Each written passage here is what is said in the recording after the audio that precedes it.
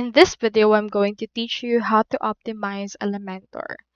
So in order to do this, you first need to head over to the elementor.com, log in, and get started. Now on your WordPress, you can actually host Elementor through this part. Just head over and log in if you already have an account, or click on this get started if you do not have one yet. So speeding up a slow Elementor website can be actually optimized by optimizing images, using CDN, and leveraging caching and browser optimization.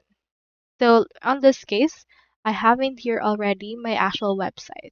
So in order to reduce the element complexity, you can use fewer elements by minimizing the number of sections, columns, and widgets on your page.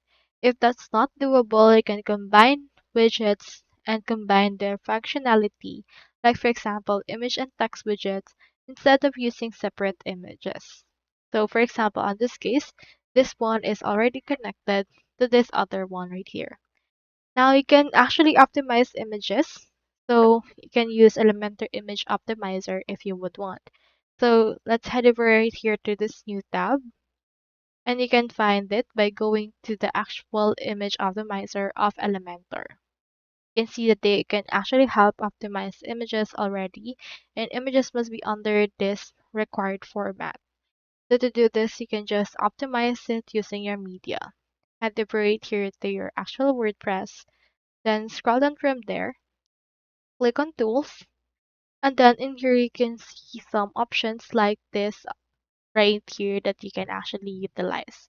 You can choose this media options, and you can change up some things in order to make it optimization for once.